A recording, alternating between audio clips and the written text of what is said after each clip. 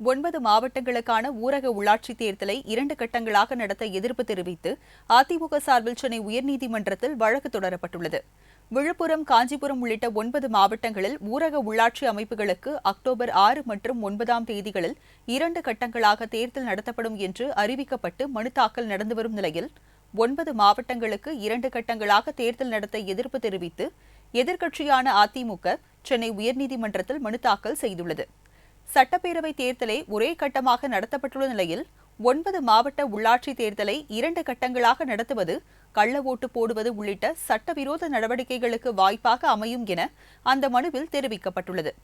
முந்தைய திமுக ஆட்சி காலத்தில் 2006ஆம் ஆண்டு நடந்த உள்ளாட்சித் தேர்தலில் வன்முறை கட்டவிழ்த்து விடப்பட்டதை சுட்டிக்காட்டியுள்ள மனுதாரர், தற்போது 2 கட்டங்களாக உள்ளாட்சித் தேர்தல் நடத்தப்படுவதால் மீண்டும் வன்முறை வெடிக்க வாய்ப்பு இருப்பதாகவும், எதிர்க்கட்சித் தலைவரின் கோரிக்கை மனுவை மாநில தேர்தல் ஆணையம் பரிசீலிக்குமாறும், தேர்தல் நியாயமாகவும் நேர்மையாகவும் நடைபெற தகுந்த உத்தரவை நீதிமன்றம் பிறப்பிக்க வேண்டும் எனவும் கோரிக்கை விடுக்கப்பட்டுள்ளது. இந்த மனு விரைவில் விசாரணைக்கு எடுத்துக் கொள்ளப்படும் என கூறப்படுகிறது. நாடு முழுவதும் இன்று ஒரே நாளில் 2 கோடிக்கும் அதிகமானோருக்கு கொரோனா தடுப்பூசி செலுத்தி மத்திய அரசு தடுப்பூசி செலுத்துவதில் புதிய மைல்கல்லை எட்டியுள்ளது. பிரதமர் மோடியின் 71வது பிறந்த தினத்தை முன்னிட்டு நாடு முழுவதும் மிகப்பெரிய அளவிலான கொரோனா தடுப்பூசி முகாமை நடத்த மத்திய அரசு திட்டமிட்டது. அதன்படி இன்று ஒரே நாளில் 2 கோடி தடுப்பூசிகள் செலுத்த திட்டமிடப்பட்டிருந்தது. முன்னதாக ஒரே நாளில் 1 கோடி தடுப்பூசி டோஸுகளை செலுத்தியிருந்த நிலையில் புதிய சாதனையை நிகழ்த்த மத்திய அரசு இலக்கு நிர்ணயித்தது. இந்த நிலையில் மத்திய சுகாதாரத்துறை அமைச்சர் மன்சுக் மாண்டவியா ட்விட்டரில் பதிவிட்ட கருத்தில், பிரதமர் மோடிக்கு பிறந்தநாள் பரிசாக தடுப்பூசி செலுத்தாத அனைவரும் தடுப்பூசி செலுத்திக் கொள்ள வேண்டும் என தெரிவித்தார். இதுதான் பிரதமர் மோடிக்கு சிறந்த பரிசாக அமையும் என்றும் தெரிவித்திருந்தார். இதையடுத்து பாஜக நிர்வாகிகளும் தொண்டர்களும் பொதுமக்களை தடுப்பூசி செலுத்திக் கொள்ளுமாறு ஊக்கப்படுத்தினர். அதன்படி இதுவரை 2,22,00,000த்திற்கும் அதிகமானோருக்கு கொரோனா தடுப்பூசி செலுத்தியுள்ளதாக கோவின் இணையதளம் தகவல் வெளியிட்டுள்ளது. முன்னதாக இந்தியாவில் செலுத்தப்பட்டுள்ள கொரோனா தடுப்பூசியின் மொத்த எண்ணிக்கை 77.24 கோடியை கடந்திருந்த நிலையில் தற்போது 80 கோடியை நெருங்கியுள்ளது.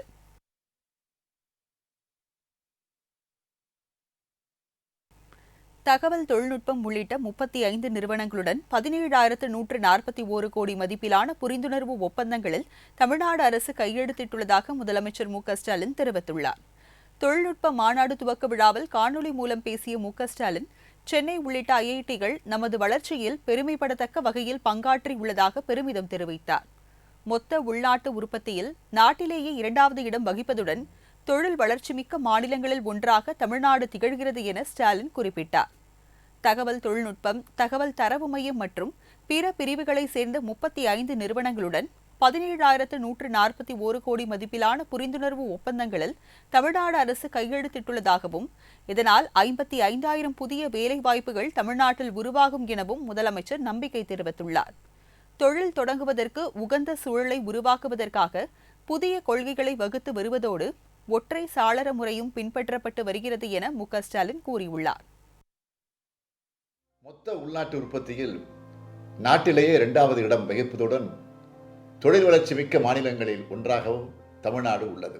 தகவல் தொழில்நுட்பம், தகவல் தரவு மையம் மற்றும் பிற பிரிவுகளைச் சார்ந்த 35 நிறுவனங்களுடன் 17,141 கோடி ரூபாய் மதிப்பிலான புரிந்துணர்வு ஒப்பந்தங்களில் தமிழ்நாடு அரசு கையெழுத்திட்டுள்ளது. இதனால் 55,000 புதிய வேலைவாய்ப்புகள் தமிழ்நாட்டில் உருவாகும். தொழில் தொடங்குவதற்கு உகந்த சூழலை உருவாக்குவதற்காக புதிய கொள்கைகளை வகுத்து வருவதோடு ஒற்றைச்சாளர முறையும் பின்பற்றப்பட்டு வருகிறது. புதிய முயற்சிகளை முன்னெடுக்கவும் ஊக்குவிக்கவும் தமிழ்நாடு அரசு எப்போதும் தயாராக உள்ளது. எனவே தொழில் செய்வதற்கு ஏற்ற மாநிலமாகவும் வளர்ச்சியை தரும் மாநிலமாகவும் தமிழ்நாடு இருக்கும் என்பதை முதலீட்டாளர்களுக்கும் தொழில் முனைவோர்களுக்கும் தொழில் நிறுவனத்திற்கும் நான் தெரிவித்துக் கொள்ள விரும்புகிறேன். இந்நிகழ்ச்சியில் பங்கேற்றுள்ள அனைவரையும் தமிழ்நாடு வருக வருக என வரவேற்கிறது. தந்தை பெரியாரின் 143வது பிறந்தநாள் விழாவை முன்னிட்டு அவரது திருவுருவப் படத்திற்கு முதலமைச்சர் மு.க.ஸ்டாலின், எதிர்க்கட்சித் தலைவர் எடப்பாடி பழனிசாமி உள்ளிட்ட பல்வேறு தலைவர்கள் மலர்தூவி மரியாதை செலுத்தினர்.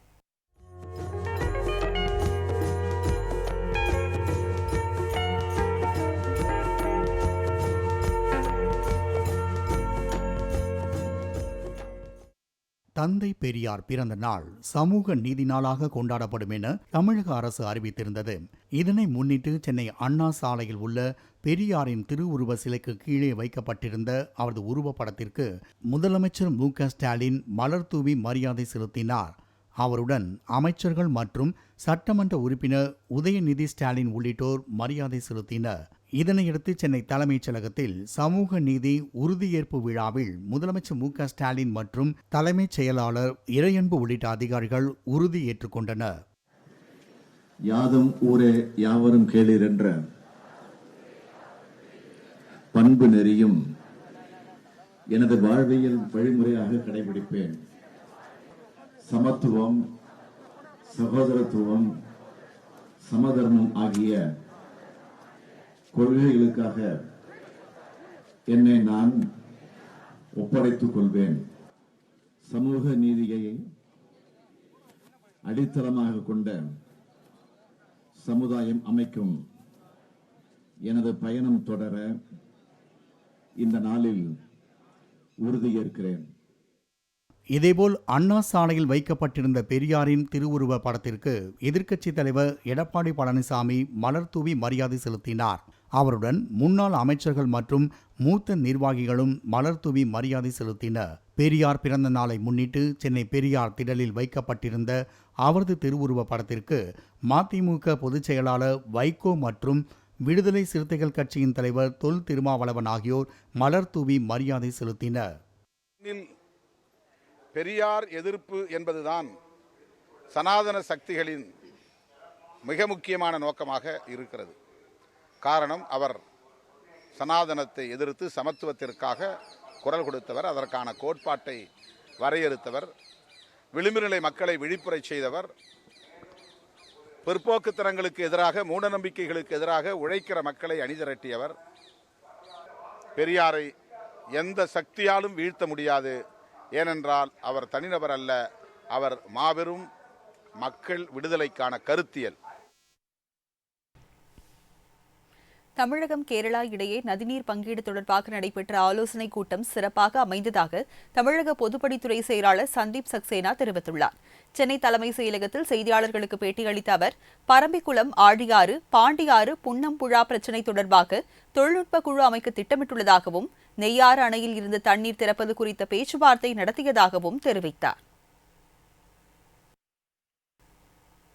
வெப்பசலனம் காரணமாக தமிழகம் மற்றும் புதுச்சேரியில் பரவலாக மழை பெய்ததால் விவசாயிகள், பொதுமக்கள் மகிழ்ச்சியடைந்துள்ளனர். மதுரையில் பழங்காநத்தம், ஜெய்ஹிந்த்புரம், அவனியாபுரம், கோரிப்பாளையம், திருப்பரங்குன்றம் உள்ளிட்ட பகுதிகளில் பரவலாக மழை பெய்தது. இதனால் அந்த பகுதிகளில் வெப்பம் தணிந்து குளிர்ச்சியான சூழல் நிலவியது. சாலைகளில் மழைநீர் தேங்கியதால் வாகன ஓட்டிகள் அவதியடைந்தனர்.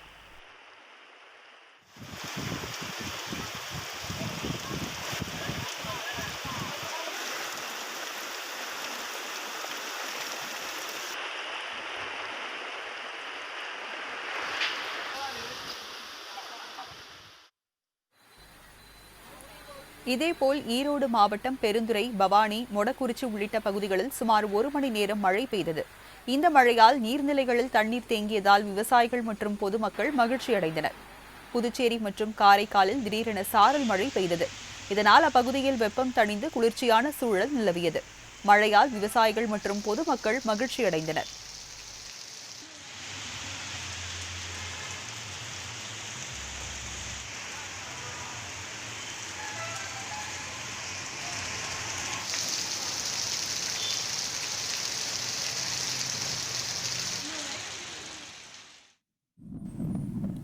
திருவண்ணாமலை மாவட்டம் செய்யாறு மற்றும் அதன் சுற்றுவட்டார பகுதிகளான பெருங்களத்தூர், அணக்காவூர், அரிகாவூர், தண்டரை, பாப்பன் தாங்கல், துளி உள்ளிட்ட பகுதிகளில் சுமார் 1 மணி நேரம் பலத்த மழை பெய்தது. இதனால் அந்த பகுதிகளில் வெப்பம் தணிந்து குளிர்ச்சியான சூழல் நிலவியது. சாலைகளில் மழைநீர் தேங்கியதால் வாகன ஓட்டிகள் அவதியடைந்தனர். தேசிய அளவிலும் உலகளவிலும் நடைபெற்ற சில முக்கிய நிகழ்வுகளை விரைவு செய்திகளாக தற்போது பார்க்கலாம். எதிர்க்கட்சித் தலைவர் பழனிசாமியை தமிழக பாஜக தலைவர் அண்ணாமலை, மத்திய இணையமைச்சர் எல். முருகன் ஆகியோர் நேரில் சந்தித்து பேசினர். உள்ளாட்சித் தேர்தல் அடுத்த மாதம் 2 கட்டங்களாக நடைபெறவுள்ள நிலையில் சென்னை பசுமை வழிச்சாலையில் உள்ள இல்லத்தில் இந்த சந்திப்பு நடைபெற்றது. முன்னாள் மத்திய அமைச்சர் பொன் ராதாகிருஷ்ணன் உள்ளிட்டோரும் இபிஎஸ்ஐ சந்தித்து பேசினர். இந்த சந்திப்பு மரியாதை நிமித்தமானது என தெரிவிக்கப்பட்டாலும் உள்ளாட்சித் தேர்தல் கூட்டணி குறித்து முக்கிய ஆலோசனை நடைபெற்றதாக தகவல் வெளியாகியுள்ளது.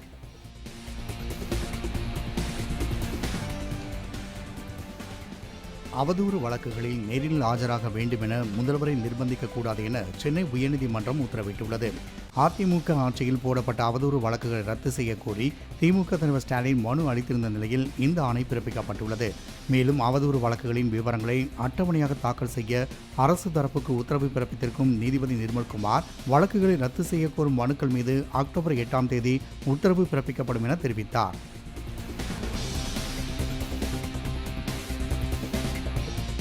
கன்னியாகுமரி அருகே இருசக்கர வாகனத்தில் சென்ற இளைஞர் நிலைதடுமாறி கீழே விழுந்தபோது எதிரே வந்த டிப்பர் லாரி அவர் மீது ஏறி இறங்கியதில் 2 கால்களும் நசுங்கின. இது தொடர்பான நெஞ்சை பதைக்க வைக்கும் சிசிடிவி காட்சி வெளியாகியுள்ளது. கீழ்குளம் அடுத்த பாரக்கான் விலை பகுதியை சேர்ந்த சஜின் என்பவர் தனது மாமியார் வீட்டுக்கு சென்று மனைவியை பார்த்துவிட்டு திரும்பிய போது இந்த துயரம் நிகழ்ந்துள்ளது. இந்த சம்பவம் குறித்து வழக்கு பதிவு செய்த போலீசார் விசாரணை மேற்கொண்டு வருகின்றனர்.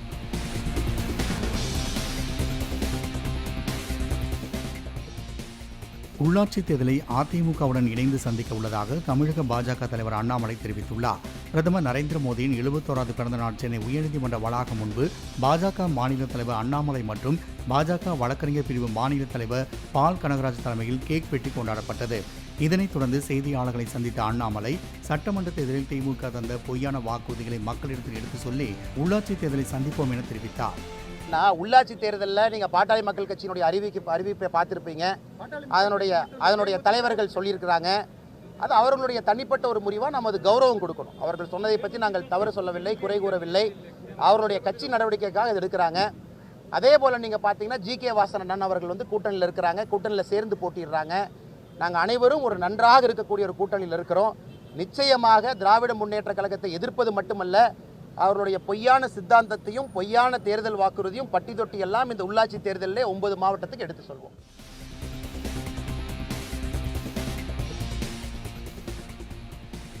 சேப்பாக்கம் திருவல்லிக்கேணி தொகுதியில் வெற்றி பெற்றதை எதிர்த்து தொடரப்பட்ட வழக்கில் 2 வாரத்தில் பதிலளிக்கும்படி திமுக எம்எல்ஏ உதயநிதி மற்றும் தேர்தல் ஆணையத்திற்கு சென்னை உயர்நீதிமன்றம் உத்தரவிட்டுள்ளது.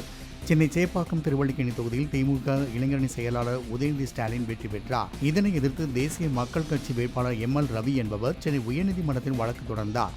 அதில் தேர்தல் நியாயமாக நடக்கவில்லை எனவும் உதயநிதி தனது வேட்பு மனுவில் தவறான தகவலை தெரிவித்துள்ளதால் அவரது வெற்றி செல்லாது என உத்தரவிடக் கோரியிருந்தார். இதனை விசாரித்த நீதிமன்றம் இவ்வழக்கு தொடர்பாக 2 வாரத்தில் பதிலளிக்கும்படி உதயநிதி மற்றும் தேர்தல் ஆணையத்திற்கு உத்தரவிட்டுள்ளது.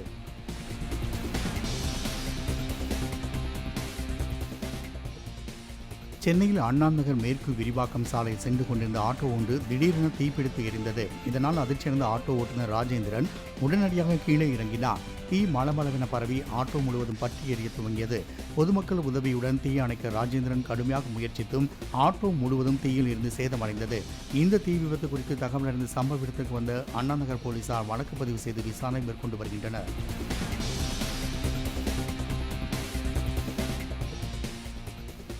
கொடைக்கானலில் தொடர்ந்து பெய்து வரும் கனமழை காரணமாக 2 வீடுகள் இடிந்து சேதமடைந்துள்ளன. திண்டுக்கல் மாவட்டம் கொடைக்கானலில் கடந்த 4 நாட்களாக தொடர்ந்து கனமழை பெய்து வருகின்றது. இதனால் பாம்பார்புரம் பகுதியை சேர்ந்த சலேத் மேரி மற்றும் செல்லபுரம் பகுதியை சேர்ந்த சகாயம் ஆகியோரின் வீடுகள் இடிந்து சேதமடைந்த நிலையில் அரசு உரிய இழப்பீடு வழங்க வேண்டும் என பாதிக்கப்பட்டவர்கள் கோரிக்கை விடுத்துள்ளனர். மேலும் தொடர்ந்து பெய்து வரும் கனமழையால் பொதுமக்களின் இயல்பு வாழ்க்கை பாதிக்கப்பட்டுள்ளது.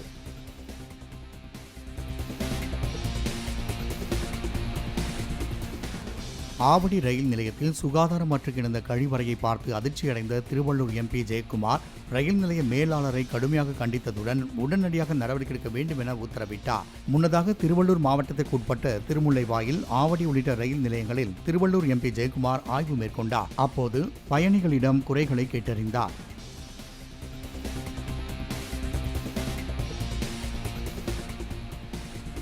தந்தை பெரியாரின் பிறந்த நாளில் அவருக்கு வணக்கத்தை உரித்தாக்குகிறோம் என்று கேரள முதலமைச்சர் பினராயி விஜயன் ட்விட்டரில் பதிவிட்டுள்ளார்.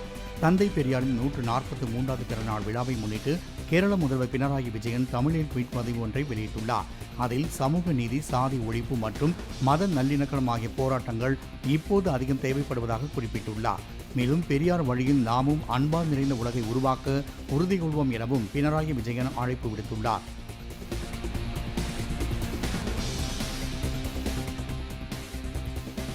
கொரோனா பரவல் காரணமாக குலசேகரன்பட்டினம் முத்தாரம்மன் கோவில் தசரா திருவிழா பக்தர்களின்றி நடைபெறும் என கோவில் நிர்வாகம் அறிவித்துள்ளது.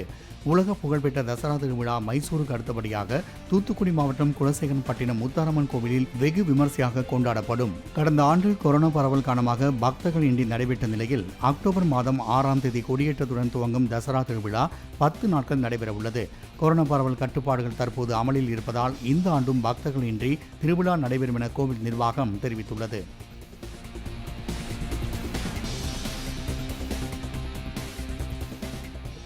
கன்னியாகுமரி மேற்கு தொடர்ச்சி மலைப்பகுதியில் சட்டவிரோதமாக கல்குவாரி நடத்துவோர் மீது நடவடிக்கை எடுக்க கோரி தொடரப்பட்ட வழக்கில் மாவட்ட ஆட்சியர் பதிலளிக்க உயர்நீதிமன்ற மதுரை கிளை உத்தரவிட்டுள்ளது. அம்மாவட்டத்தின் பொன்மலை பகுதியில் உள்ள மேற்கு தொடர்ச்சி மலையில் சட்டவிரோதமாக கல்குவாரி நடத்தப்பட்டு வருவதாகவும் அதனை அதிகாரிகள் கண்டுகொள்வதில்லை எனவும் வழக்கு தாக்கல் செய்யப்பட்டது. இந்த வழக்கை விசாரித்த உயர்நீதிமன்ற மதுரை கிளை கன்னியாகுமரி மாவட்ட ஆட்சியர் மற்றும் கனிமவளத்துறை ஆணையர் பதிலளிக்க உத்தரவிட்டு வழக்கை 2 வாரங்களுக்கு ஒத்திவைத்தது.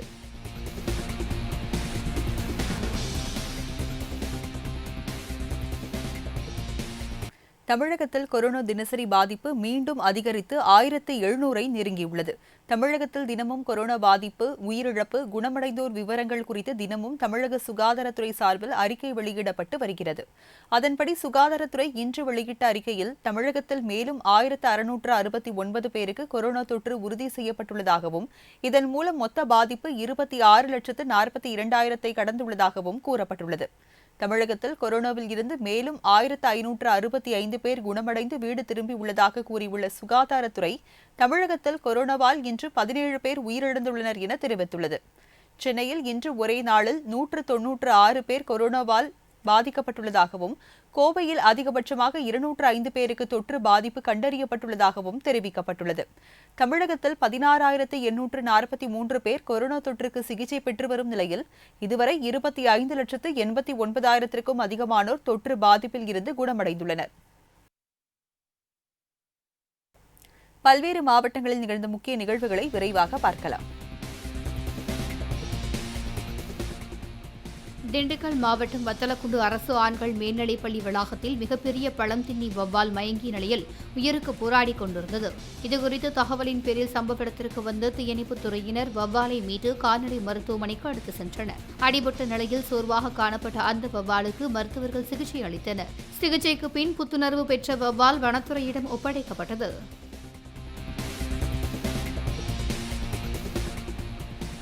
நீட் தேர்வுக்கு எதிரான சட்டமன்ற தீர்மானத்தால் எந்த பலனும் இருக்காது என பாஜக முன்னாள் தேசிய செயலாளர் எச். ராஜா தெரிவித்துள்ளார். சிவகங்கையில் செய்தியாளர்களை சந்தித்த அவர், நீட் தேர்வு இல்லாத நாட்களில் அரசு பள்ளியில் இருந்து வெறும் 19 பேர்தான் மருத்துவ படிப்பில் சேர்ந்ததாகவும், ஆனால் தற்சமயம் அரசு பள்ளியில் பயின்ற ஏழை எளிய மாணவர்கள் 400க்கும் மேற்பட்டோர் மருத்துவம் படிக்க சேர்ந்திருப்பதாகவும் கூறினார்.